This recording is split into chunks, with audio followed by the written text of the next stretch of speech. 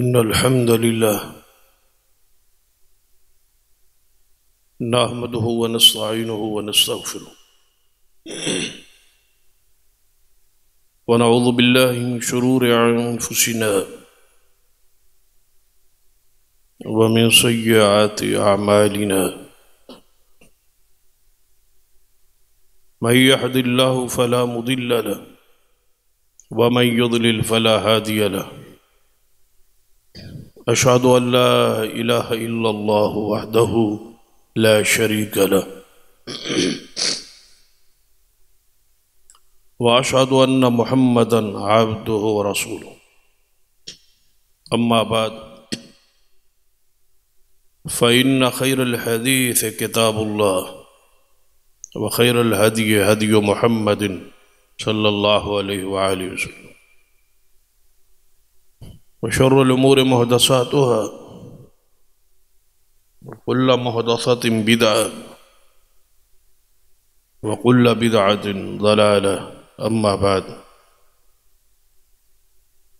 فأعوذ بالله السميع العليم من الشيطان الرجيم من همزه ونفخه ونفثه بسم الله الرحمن الرحيم وما أرسلناك إلا رحمة للعالمين رب اشرح لي صدري ويسر لي أمري واحلل عقدة من لساني يفقهوا قولي رب زدني علما سبحان ربك رب العزة عما يصفون وسلام على المرسلين والحمد لله رب العالمين. حضرات،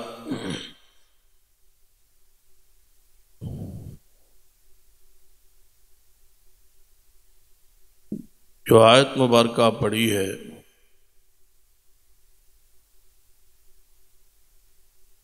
اس پر آج ہمارا 8واں خطبہ ہے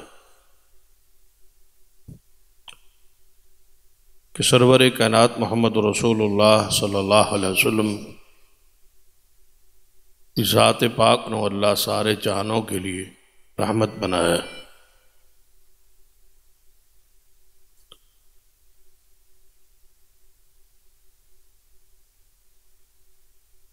یہ لقب، یہ اعزاز، یہ وصف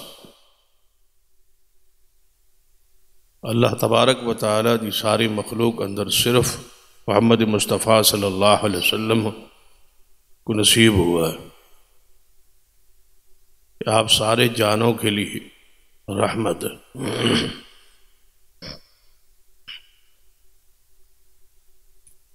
اور یہ آیت مبارکہ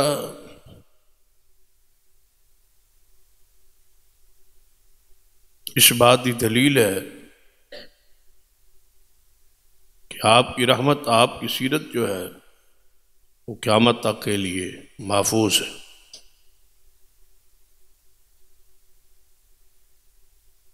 کیوں قرآن پاک محفوظ رہے گا، ہمیشہ رہے گا؟ گویا آپ کی سیرت نو، آپ کی رحمت نو اللہ تعالیٰ نے قرآن پاک کے ذریعے محفوظ فرما دیتا۔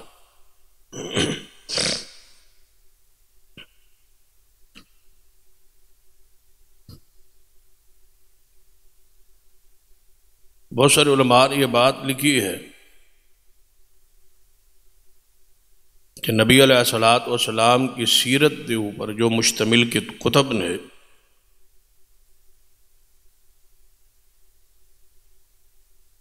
اگر ساری ہی ختم ہو جائے، مٹا دی جائے، ختم کر دی جائے، تو آپ کی سیرت پھر بھی قرآن پاک کے ذریعے محفوظ رہے گی۔ تقریباً 50 زبانوں میں 1000 سے زائد کتابیں موجود ہیں جنہاں اندر پیغمبر کی سیرت اور شان لکھی گئی۔ اگر وہ ساری ختم بھی ہو جائے تو آپ کی سیرت پر مشتمل جو پہلی کتاب ہے وہ قرآن مجید ہے۔ تو قرآن محفوظ رہے گا تو نبی علیہ الصلوۃ والسلام دی سیرت بھی محفوظ رہے گی۔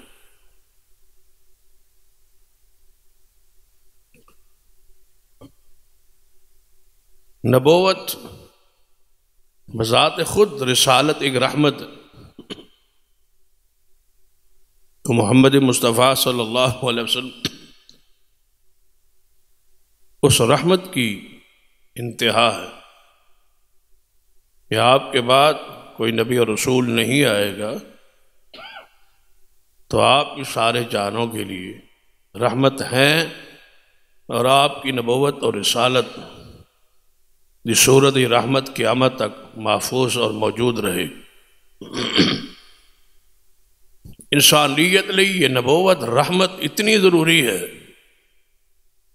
کہ اللہ تعالیٰ نے پہلے انسان کو ہی نبی بنا دیا تھا، آدم علیہ الصلوۃ والسلام، کہ نبوت اور انسانیت اکٹھی رہے۔ انسان بھی پہلا اسے ہی بنایا اور نبی بھی پہلا اسے ہی بنا دیا۔ گویا نبوت اور انسانیت لازم و ملزوم ہے۔ انسان رہتا ہی نبوت کے ذریعے ہے، نبوت کی رحمت اور تعلیمات کے ذریعے۔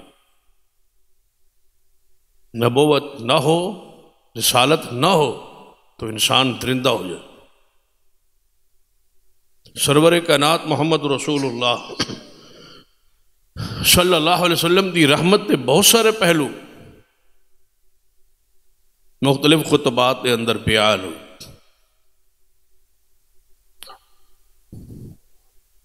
اور یہ سلسلہ جاری ہے، اور آپ کی ایک رحمت دا ایک پہلو خطبہ سیرت کے اندر محفوظ ہے۔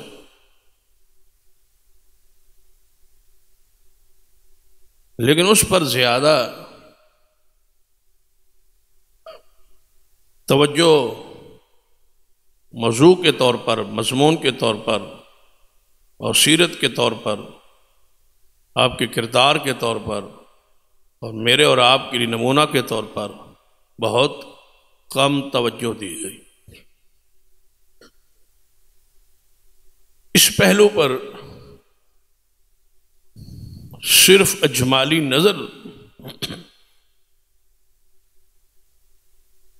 آج گزارشات اندر ذرا دوڑائیے،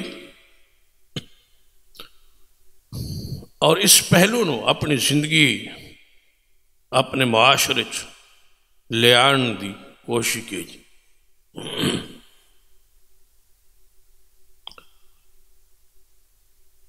وہ سیرت دا پہلو یہ ہے کہ آپ کی ازواج مطہرات جو امہات المومنین، ان میں سے اکثر وہ ازواج ہیں، وہ امہات ہیں، وہ مائیں ہیں جو نبی علیہ الصلوۃ والسلام نے عقد اور نکاح اندر آئیں، لیکن اس سے پہلے یا وہ بیوہ ہو چکی تھی یا وہ مطلقہ تھی۔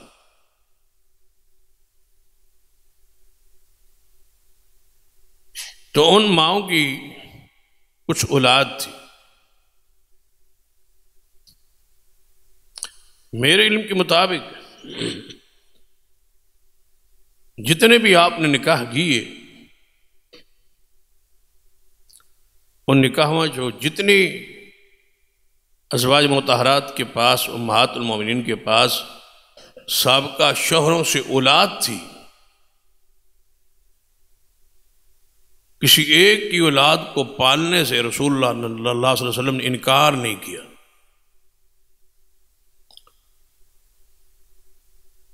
اس اولاد کے لیے شریعت کی، محدثین کی اصطلاح موجود ہے کہ وہ اولاد جو بیویوں کی پہلے شوہروں سے ہے، انہیں ربائب النبی صلی اللہ علیہ وسلم کہا جاتا، جنہیں حضور کی تربیت نصیب ہوئی، حضور کی کفالت نصیب ہوئی، اور حضور علیہ الصلوۃ والسلام کی گود نصیب ہوئی اور حضور کے گھر نصیب ہوا، آپ کی پرورش اور آپ کی کفالت میں آئے وہ اولادیں جو پہلے شوہروں سے تھی۔ اس معاملے میں ہمارا کردار انتہائی گھنونا ہے، ہمارے معاشرے کا، ہماری قوم کا۔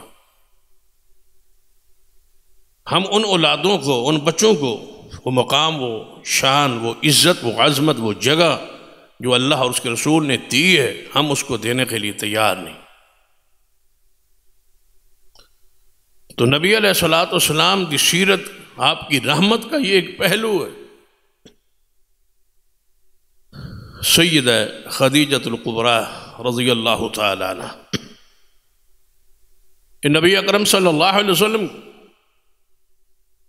پہلی بیوی، ان کے 2 نکاح نبی اکرم صلی اللہ علیہ وسلم کے نکاح سے پہلے ہو چکے، تیسرا نکاح، تیسرا عقد نبی علیہ الصلوۃ والسلام کے ساتھ۔ ان کا ایک نکاح نباش بن زرارہ تمیمی خاندان سے تھے، ان سے ہو چکا اور وہ فوت ہوئے۔ پھر ان کا نکاح دوسرا عتیق بن ماعز، عتیق بن عائز، یہ مخزومی قبیلے کے ہیں، ان سے نکاح ہو، یہ بھی دنیا سے چلے۔ سیدہ خدیجہ کا تیسرا نکاح محمد مصطفیٰ صلی اللہ علیہ وسلم سے ہوا، اور ان 2 شوہروں سے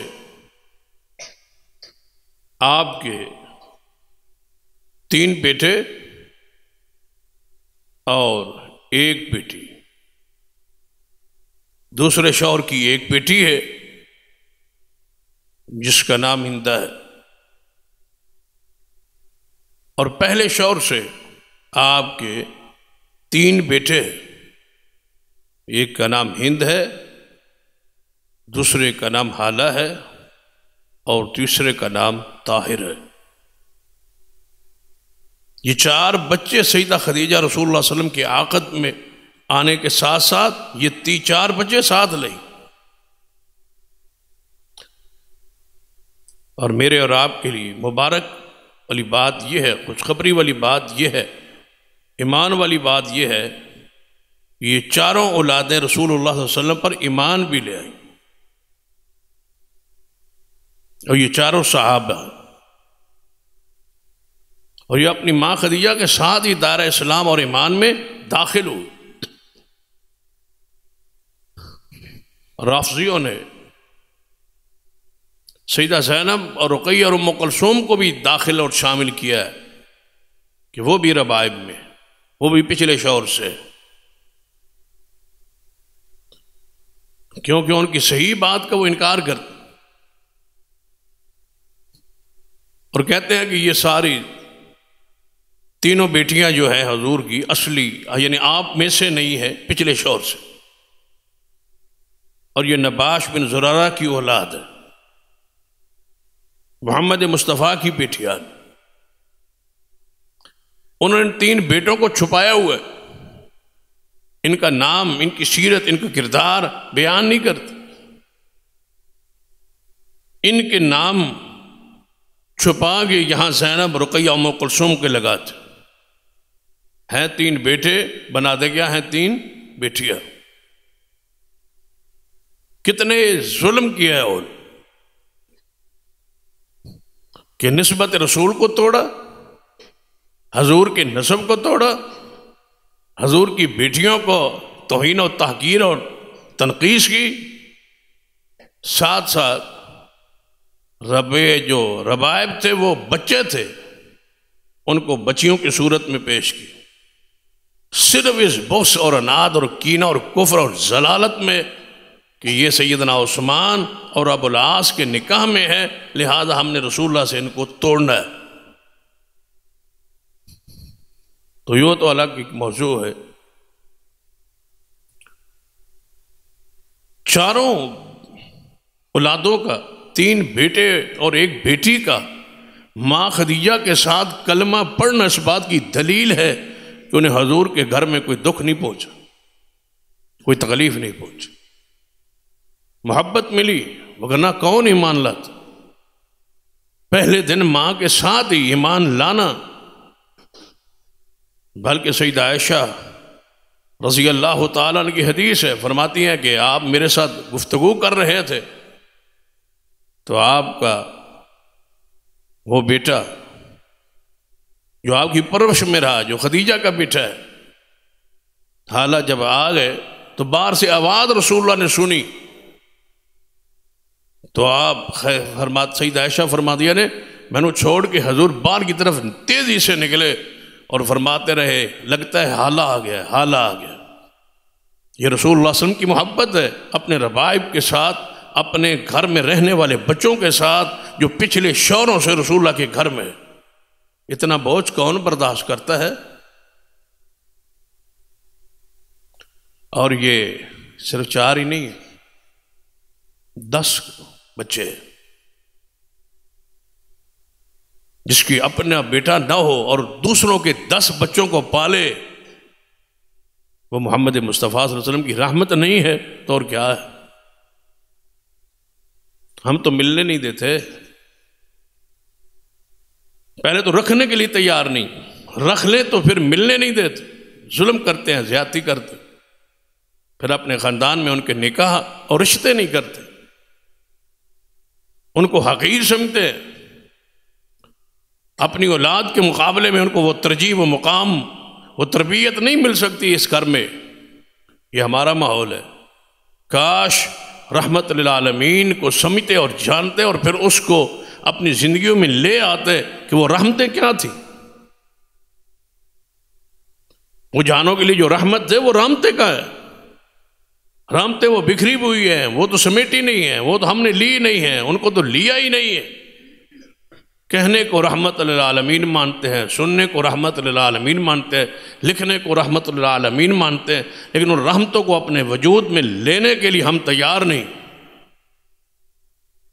ہم سمجھتے ہیں کہ ہم نے رحمت للعالمین مان کے حق ادا کر دیے۔ سرور کائنات محمد رسول اللہ صلی اللہ علیہ وسلم کی دوسری بیوی ام سلمہ ہے رضی اللہ تعالی عنہ، ام المومنین۔ ان کی بھی 4 اولادیں ہیں جو محمد مصطفیٰ صلی اللہ علیہ وسلم کے گھر میں ساتھ لے آئی۔ ایک تو وہی جس کے نام پہ ام سلمہ کہا جاتا ہے، بیٹا سلمہ ہے، پھر عبداللہ ہے، پھر عمر ہے، اور پھر ان کی بیٹی ہے درہ بنت ابو سلمہ۔ یہ 4 بچے، یہاں بھی 3 بیٹے اور 1 بیٹی ہے، 4 خدیجہ کے اور 4 ام سلمہ کے۔ جس نے کسی کے 8 بیٹوں کو پالا ہو اور اپنے گھر میں رکھا ہو، اور ام سلمہ نے کہا تھا یا رسول اللہ صلی اللہ علیہ وسلم، آپ کی طرف سے میرے پاس نکاح کا پیغام آیا ہے،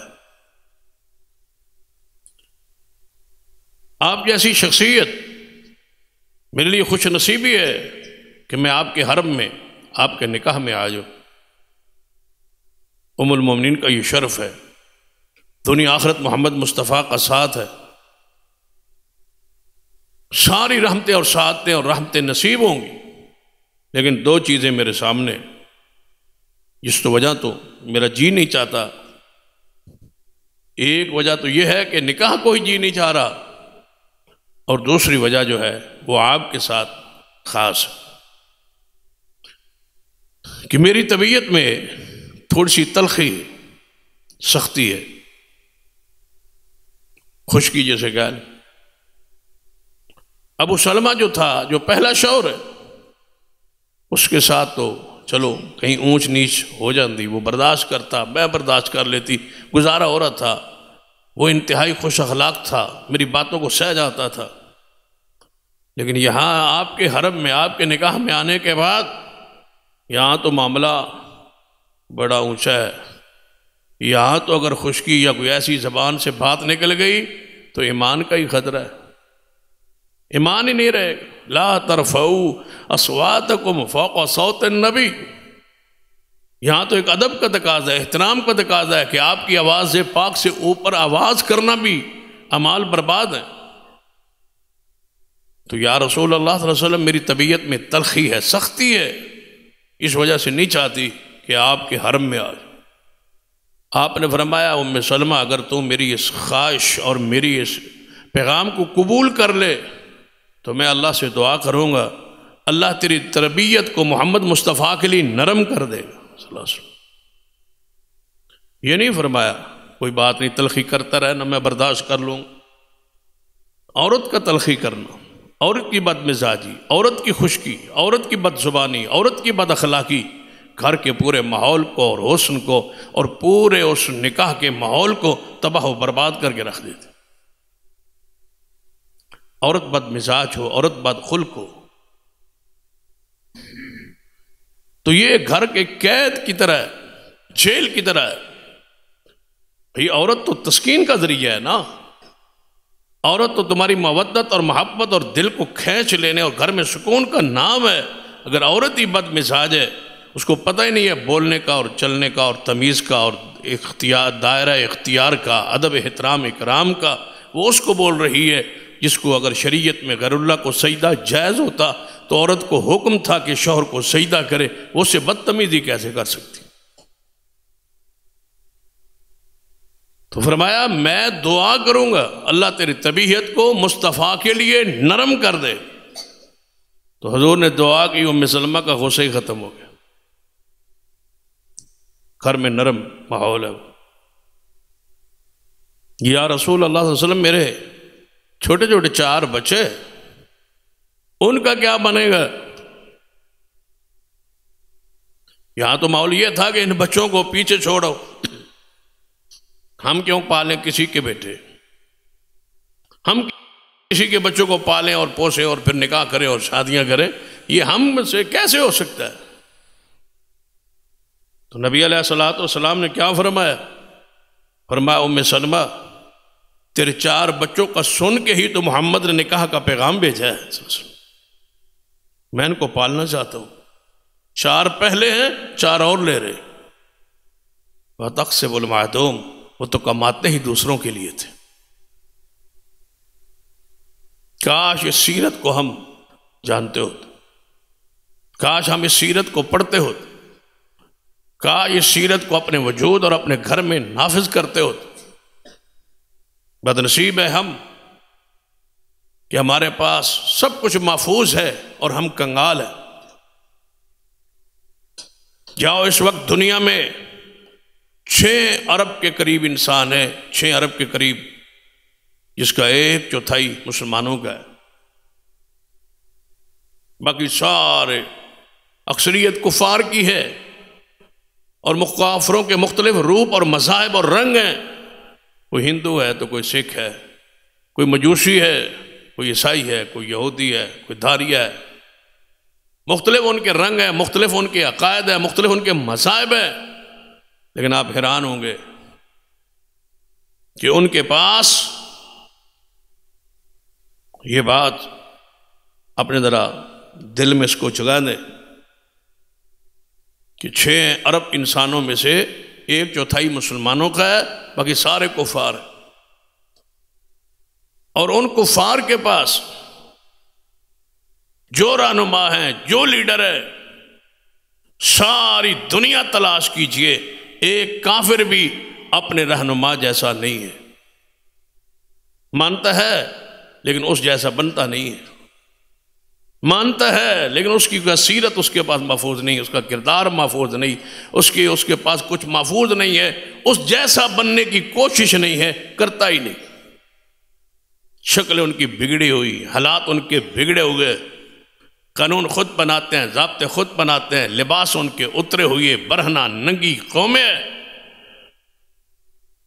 باوجود اس کے کہ حضور علیہ الصلوۃ والسلام اور ہمارے درمیان 1400 سال کا عرصہ بیت چکا ہے۔ 1/4 دنیا کا جو مسلمان موجود ہے، اللہ کی رحمت ہے، گناہوں کے باوجود، بدکاریوں کے باوجود، بہت ساری بے دینی کے باوجود، بہت سارے فتنوں کے باوجود آج بھی لاکھوں انسان دنیا میں ایسے موجود ہیں جن کے وجود کے اندر مصطفیٰ کی سیرت کا مماثلت اور مشابہت نظر آتی ہے۔ یہ مصطفیٰ کی وہ رحمت ہے، وہ دین ہے جو محمد مصطفیٰ دے گئے۔ آج بھی وہ چیزیں محفوظ ہیں۔ اگر کوئی شخص آج حضور کی نماز دیکھنا چاہے تو مسلمانوں کے پاس ایسی شخصیات، ایسے گروہ اور ایسے بندے موجود ہیں جنہیں حضور کی نماز، حضور کے عادات، حضور کے اخلاق، حضور کے معاملات، حضور کی صورت، حضور کی سیرت کی آج بھی جھلک ان مسلمانوں میں موجود ہے، اور لاکھوں کی تعداد میں۔ یہ اعزاز اور یہ شرف اہل ایمان اور اہل اسلام کو اللہ تعالیٰ نصیب کیا۔ فرمایا میں نے بچوں کو پالنے کے لیے ہی تو اسے نکاح کا فیصلہ کیا ہے کہ کہیں ام سلمہ جو ہے اس کے 4 بچے رول نہ جائیں۔ مدینہ میں محمد مصطفیٰ اپنے نکاح میں لے کے ان ربائب کو پالے جس کے لیے محمد مصطفیٰ رحمت بن کے آئے تھے۔ جو 4 یتیم بچوں کو اپنے نکاح میں صرف اس کی ماں کو اس لیے لے کہ میں ان کو پالوں۔ نبی علیہ السلام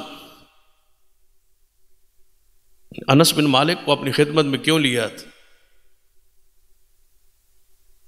انس بن مالک حضور کے پاس 10 سال رہے نا، تو ماں نے کیوں دیا؟ وہ کہی تھی یا رسول اللہ صلی اللہ علیہ وسلم، وہ حضور کے حرم میں نہیں ہے، لیکن حضور کے پاس آئی ہے، یا رسول اللہ میرا دوسرا نکاح ہو رہا ہے اور میرا بچہ انس ہے، وہ وہاں نہیں رہ سکے گا اور اس کی وہ انداز، وہ تربیت نہیں ہو سکے گی، میں چاہتے ہوں کہ میں محمد مصطفیٰ کو دے دوں آپ کی خدمت میں رہے۔ رسول اللہ فرما سکتے ہیں میرے پاس تو پہلے 8 بچے موجود ہیں، کسی کے ہیں اور میں پال رہا ہوں، میری بیویاں 8 بچے پہلے 7 لائی ہیں، میں اب 9واں بچہ کسی کا رکھ لوں؟ چاہو رسول اللہ صلی اللہ علیہ وسلم نے اس کو بھی رکھ لیا اور 10 سال میں اس کو اف بھی نہیں گئی۔ یہ محمد مصطفیٰ صلی اللہ علیہ وسلم کی رحمت، یہ وہ دین ہے، یہ وہ سنت ہے، یہ وہ طریقہ ہے جس کو ہم چھوڑ کے کنگال ہوئے پھرتے، اپنی مرضی کا اٹھنا ہے، بیٹھنا ہے، کھانا پینا، سیرت، کردار، معاملات۔ مجال ہے کہ ہم سنت کو، دین کو، شریعت کو معاملات میں اندر گھر داخل ہونے دیں۔ نبی علیہ السلام اپنی بیوی ام سلمہ کے بڑا بیٹا جو ہے سلمہ، جس کے نام پہ ان کی کنیت ہے، جس کو حضور نے اپنے گود میں لیا، اپنے ساتھ لیا ہے، اس کا نکاح اپنے سگا چاچے سیدنا حمزہ کی بیٹی امامہ سے رسول اللہ نکاح کر کے دی ہے۔ صرف پالا ہی نہیں، اپنے چچا کے گھر اس کا نکاح کر کے مصطفیٰ نے ایک نیا انداز امت کے سامنے رکھا ہے۔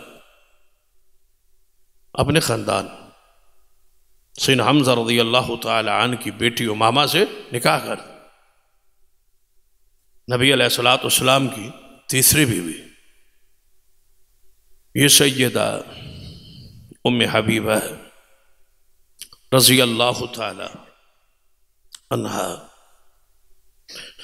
جس کا نام رملہ ہے، امیر معاویہ کی یہ بہن ہے رضی اللہ تعالی عنہ، سیدنا ابو سفیان کی بیٹی ہے۔ ان کی بیٹی حبیبہ ہے، جس وجہ سے انہیں ام حبیبہ کہا جاتا۔ یہ کنیت اتنی معروف ہوئی کہ نام ان کا پس منظر میں چلا گیا اور ام حبیبہ کے نام سے ہی معروف اور مشہور ہے۔ تو یہ ام حبیبہ اپنی بیٹی کو، حبیبہ کو ساتھ لائیے۔ یہ حضور علیہ السلام کے گھر میں 10واں بچہ آ رہا ہے۔ اس حیثیت سے، اس اصطلاح میں، اس چیپٹر میں اس کو پڑھیں۔ سارے صحابیات ہیں، صحابہ ہیں اور صحابیات، بچیاں صحابیات میں ہیں، بچے سارے صحابہ کرام میں ہیں، اور ان کی بڑی خدمات ہیں۔ ان پر تو الگ خطبات ہو سکتے۔ کوئی یمن میں اسلام پھیلا رہا ہے، کوئی کہیں پہنچا ہوا ہے، رسول رحمت صلی اللہ علیہ وسلم کے دین کی بلندی کے لیے مصطفیٰ کے ساتھ ہیں، کوئی بدر میں ہے، کوئی احد میں ہے، یا رسول اللہ علیہ وسلم کی شانہ بشانہ لڑ رہے ہیں کفار کے خلاف، اور اپنے محمد مصطفیٰ کی عزت اور حرمت اور شان اور وجود پاک کا دفاع کر۔ نبی علیہ الصلوۃ والسلام ام حبیبہ کی بیٹی کو ساتھ لے لیے، اور یہی وہ حبیبہ ہے جس کا نکاح عروہ بن مسعود ثقفی رضی اللہ تعالیٰ، اس کی بھی ایک تاریخ ہے نا، وہ آپ کے علم میں اشارہ کرتا ہوں۔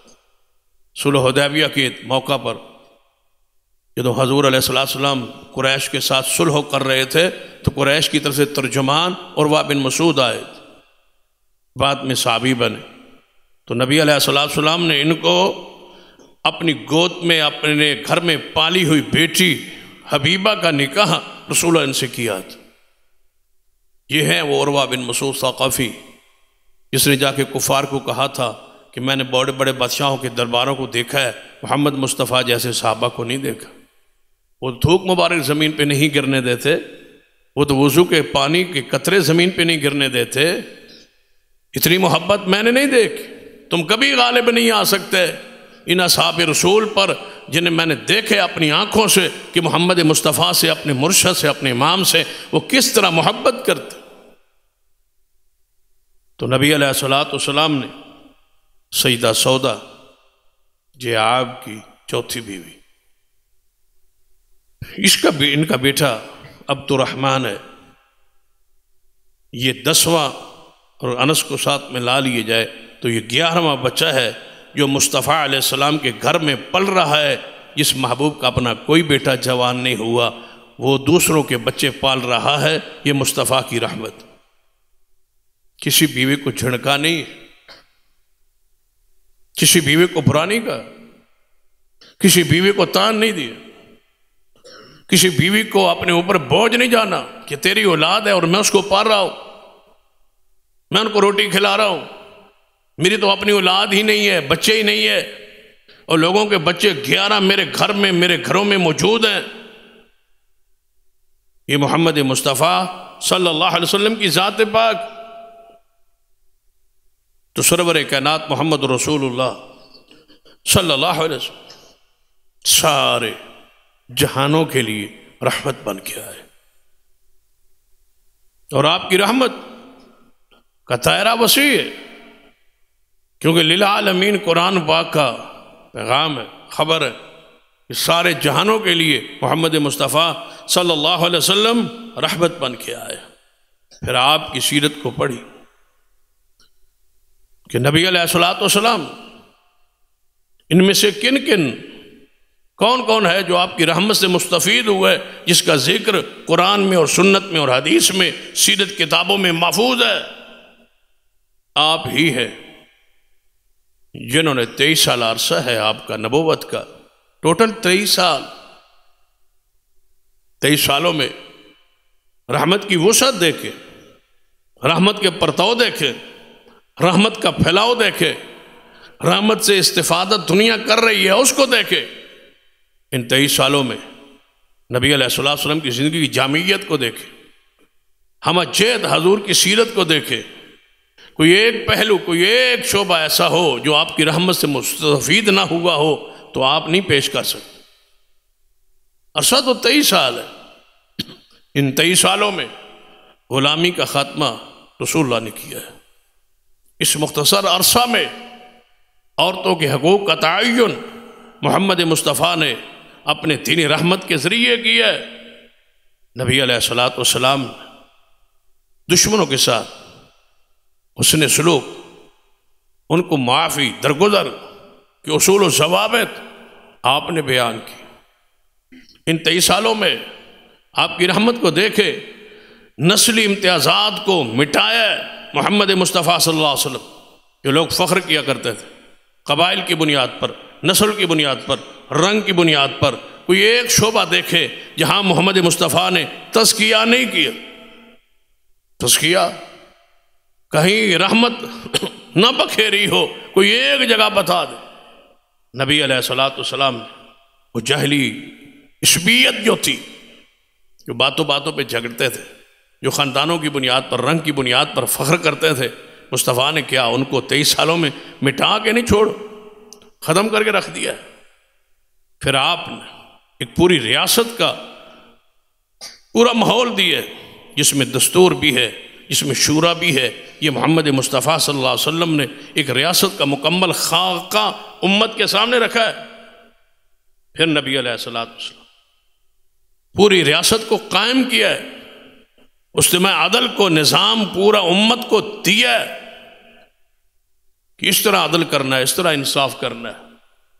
پھر نبی علیہ السلام نے بچے، عورتیں، والدین، اولاد، زوجین، کون سی چیز ہے جس کے حقوق کو بیان نہیں کیا. پھر جانور، پرند، ان کے حقوق اور فصلوں کا حقوق، درختوں کے حقوق محمد مصطفیٰ نے بیان کی. یعنی وہ چیزیں بھی پیغمبر کی رحمت سے مستغنی نہیں ہے. کیا نبی علیہ السلام نے جانوروں کے حقوق نہیں بیان کیے؟ حدیث ہے کہ سرور کائنات محمد رسول اللہ صلی اللہ علیہ وسلم ایک انصاریہ کے باغ میں، انصاری صحابی ہے، اس کے باغ میں پہنچے.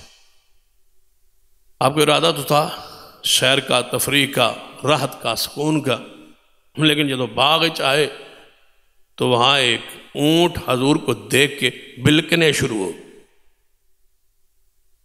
ہے وہ جانور ہے، لیکن اللہ تعالیٰ نے کائنات میں کوئی ایسی چیز بھیجی نہیں جس کے معرفت، جس کی پہچان، جس کو اللہ تعالیٰ مصطفیٰ کی پہچان نہ دی. دیکھ لیں، وہ ہے وہ جانور، حضور کو دیکھا، رونا شروع، بلکنا شروع. جس طرح ماں کو وچھڑا اور بچہ ہوئے نا، تو پھر ماں کو اچانک دیکھے تو روتا ہے، بلکتا ہے. اونٹ رو رہا ہے، بلک رہا ہے. تو حضور صلی اللہ علیہ وسلم آئے تو سیر کے لیے تھے، تو پھر سیر کرتے، لیکن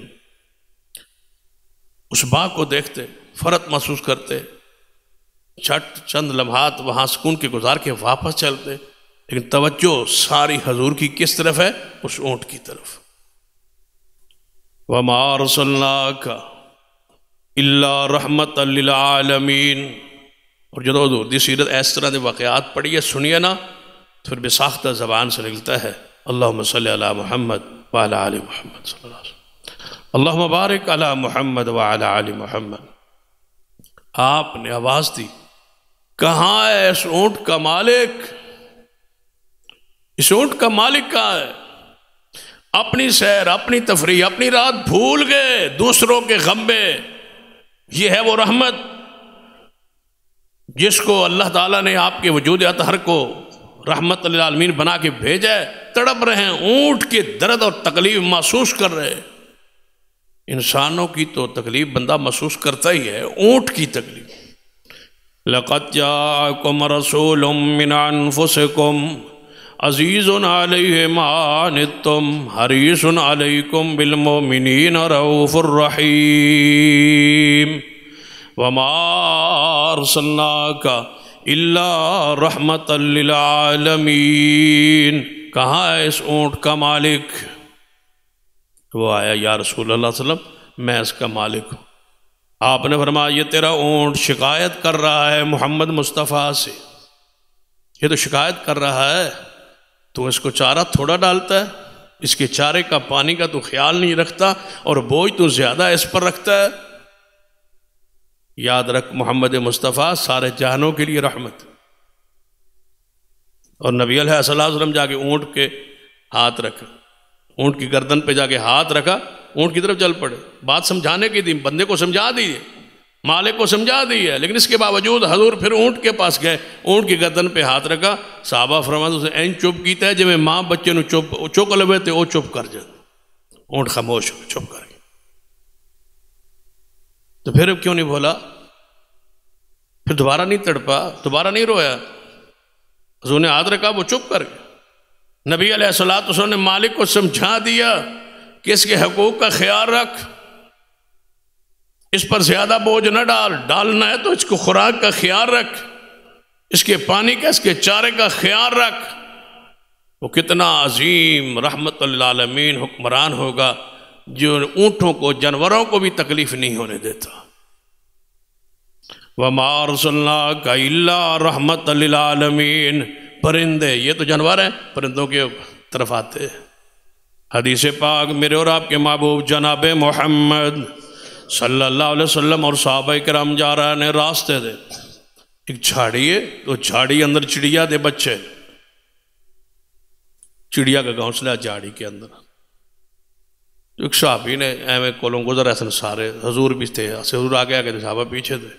ایک صحابی نے بچے اٹھا لی، چڑیا کے بچے اٹھا گئے نا، اپنے ہاتھ پہ رکھ لی۔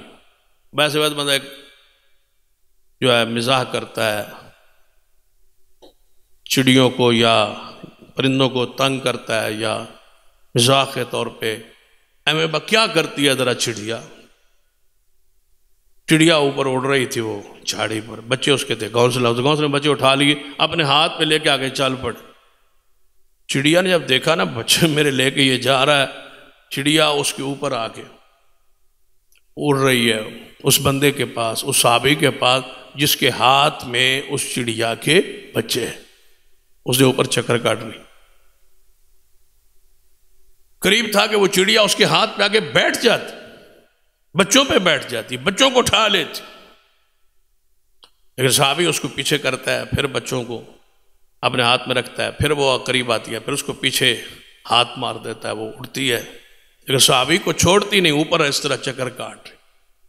جب بار بار اس نے ایسے کیا نا تو صحابی رسول نے توجہ نہ دی یا اسے کھیل بنا لیا، تو چڑیا نے صحابی کو چھوڑ دیا، بچوں کو چھوڑ دیا، پورے اس گروہ کے آگے، لشکر کے آگے رسول اللہ جا رہے تھے، جا کے رسول اللہ کے اوپر اس نے اڑنا شروع کر دی۔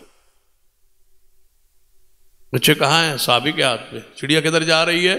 رسول اللہ کے پاس، اوپر چکر کاٹ رہی ہے۔ وَمَا أَرْسَلْنَاكَ إِلَّا رَحْمَةً لِلْعَالَمِينَ، نبی علیہ السلام نے فرمایا میرے صحابہ، چڑیا کسی کی شکایت لے کے محمد کے پاس آ گئی ہے، یہ شکایت لے کے آ گئی ہے، کسی نے اس کے بچوں کو تکلیف دی ہے، کوئی کسی نے نقصان کیا ہے، چڑیا کیا کہہ رہی ہے، چڑیا شکایت کر رہی ہے۔ صحابی کہنے لگا معبود جی میں دے بچے اٹھا لے، فرمایا جاؤ واپس رکھ کے آؤ، جہاں سے اٹھائے ہیں وہاں رکھ کے آؤ۔ صحابی واپس جا رہا ہے بچے رکھنے واسطے، چڑیا اوپر واپس جا رہی ہے۔ وَمَا أَرْسَلْنَاكَ إِلَّا رَحْمَةً لِلْعَالَمِينَ، جس نے جانوروں اور پرندوں کے حقوق کا تعین کر دیا وہ ہیں رحمت للعالمین صلی اللہ علیہ وسلم۔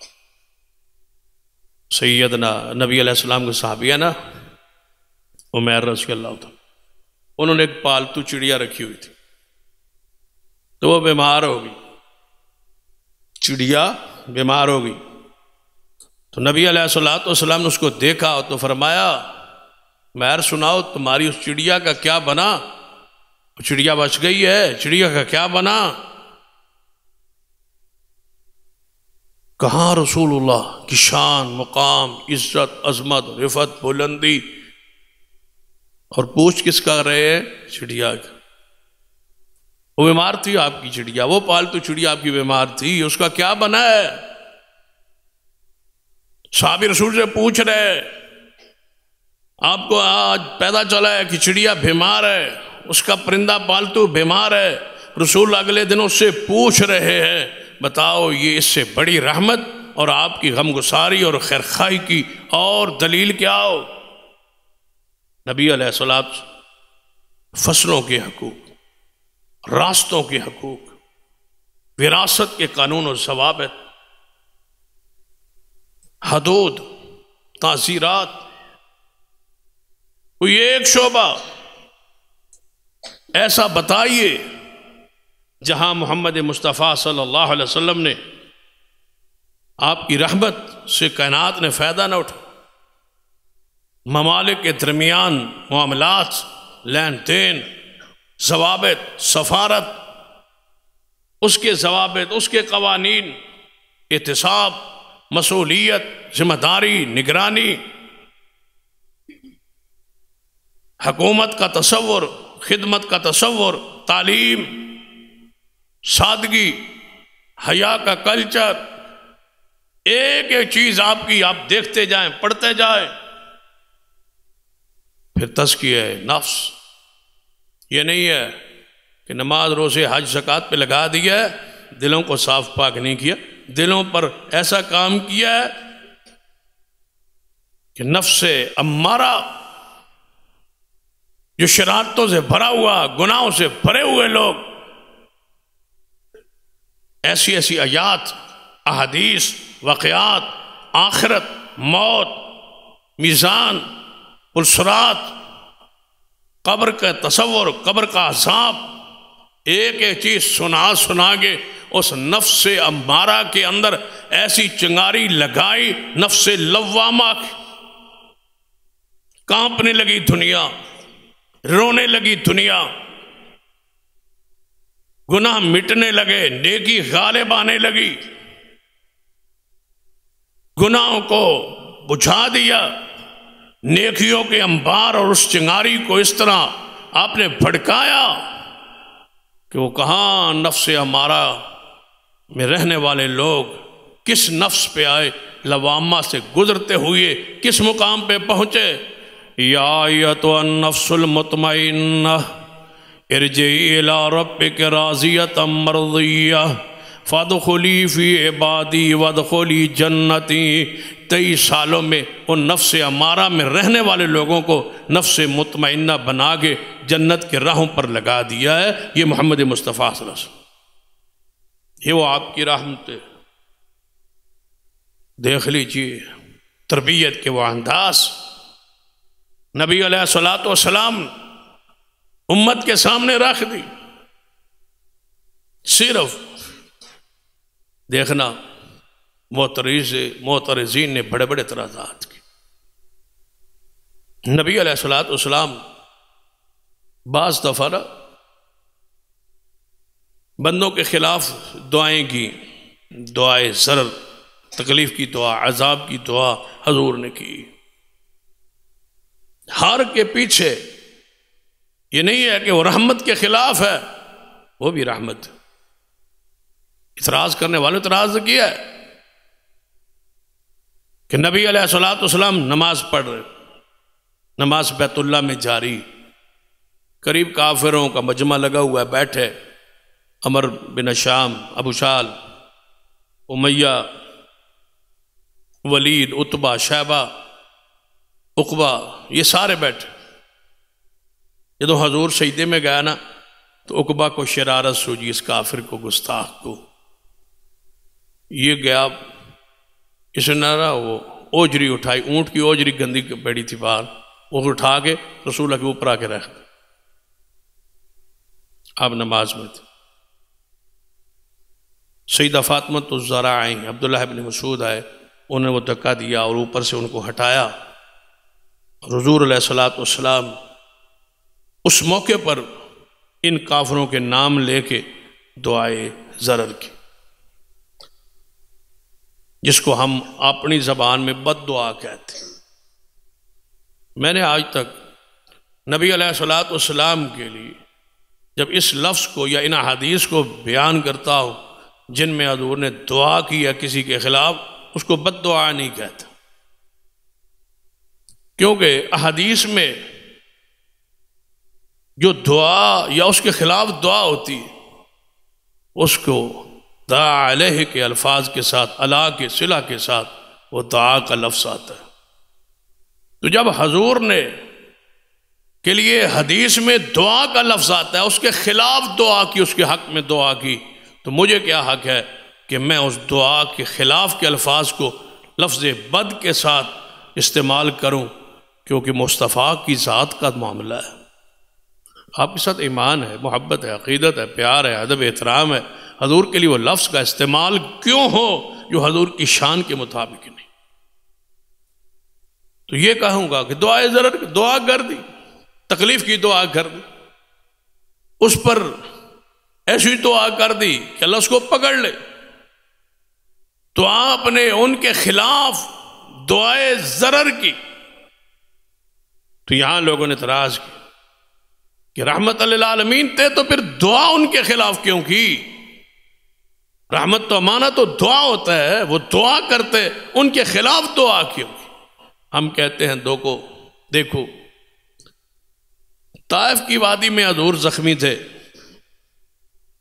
فرشتہ آ گیا تھا، اس نے کہا تھا، آفر دی تھی، اے محمد صلی اللہ علیہ وسلم اگر آپ فرمائیں، آپ کہیں تو ہم ان دو پہاڑوں کو ملا کے انہیں پیس نہ دیں، ختم نہ کر دیں۔ حضور نے کیا فرمایا تھا کہ نہیں۔ کیوں؟ اپنی ذات کا معاملہ ہے۔ آپ کے گلے مبارک میں کپڑا ڈال کے گھسیٹا گیا، کیا آپ کے خلاف دعا کی؟ نہیں، اپنی ذات کا معاملہ ہے۔ کیا نبی علیہ السلام کو 17 مرتبہ قتل کی وارداتیں اور پروگرام اور منصوبے کفار نے بنائے؟ کیا نبی علیہ السلام ان کے خلاف کوئی دعا کی؟ نہیں۔ یہاں علماء امت نے، محدثین نے لکھا ہے کہ یہاں عبادت، اللہ کی عبادت کا معاملہ ہے، یہاں نماز کا معاملہ ہے۔ حضور سجدہ ریز ہیں، اللہ کی عبادت میں ہے، نماز میں ہے۔ این حالت نماز میں جب گندی اوجری اٹھا کے حضور کے جسم پہ رکھ دی جائے تو یہاں ذات کا معاملہ نہیں ہے، یہاں عبادت اور اللہ کی غیرت کا معاملہ ہے۔ تب رسول اللہ صلی اللہ علیہ وسلم نے اپنی زبان پاک سے کہا، اللہ ان کو پکڑ لے، کہ نماز کے معاملے میں حضور اتنے سنجیدہ تھے اور اتنے حساس تھے کہ خندق کے موقع پر کافروں نے جب حضور کو نماز، 5 نمازیں حضور کی اور صحابہ کرام کی رہ گئی تھی لگاتار، تو نبی علیہ السلام نے جب موقع ملا تو آپ نے وہ 5 نمازیں صحابہ کرام کو ترتیب کے ساتھ پڑھائیں اور ساتھ فرمایا، اللہ ان بندوں کی قبروں کو آگ سے بھر دے جنہوں نے اللہ کے نبی کی نماز کو قضا کروایا۔ نماز کے حوالے سے حضور اس قدر حساس تھے۔ عبادت کا معاملہ، یہ اللہ کی غیرت کا معاملہ ہے۔ نبی علیہ السلام کی رحمت کو دیکھنا ہو تو اسلام کی اندر آپ کی سیرت کو، کردار کو ذرا دیکھے، پھر آپ کو پتا چلے کہ حضور کتنے رحمت للعالمین۔ لوگوں کے لیے کیا کہا؟ 5 نمازیں پڑھو، اور خود کتنی پڑھتے تھے؟ 6۔ وَمِنَ اللَّيْلِ فَتَهَجَّدْ بِهِ نَافِلَةً لَكَ عَسَىٰ أَن يَبْعَثَكَ رَبُّكَ مَقَامًا مَحْمُودًا۔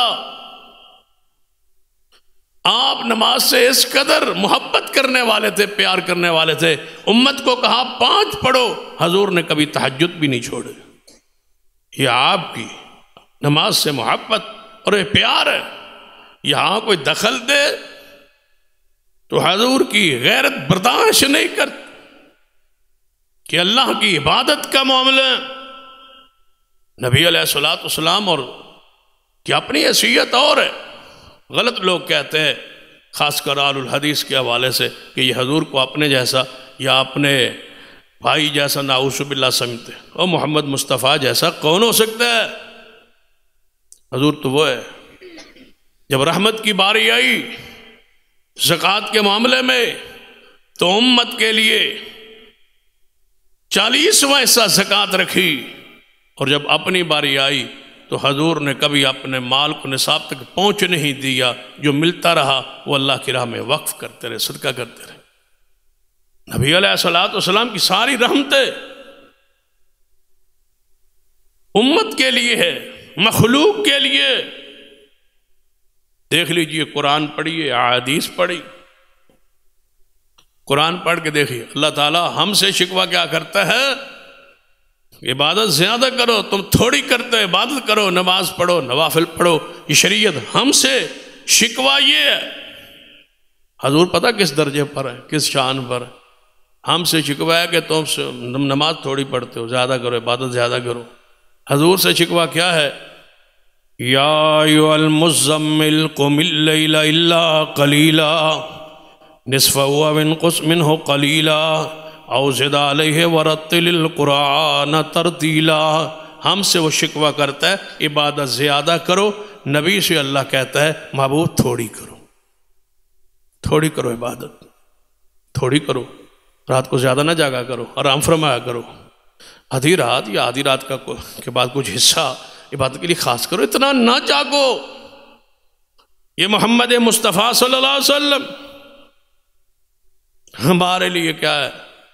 ایک دن آپ نے فرمایا اگر روزہ نفلی رکھنا چاہو تو آپ کے لیے طریقہ یہ ہے، ایک دن رکھ لو، ایک دن چھاڑ دو، پھر اگلے دن رکھ لو، پھر ایک دن چھاڑ دو. اس طرح یہ بہترین روزے اور داؤد علیہ السلام کے روزے.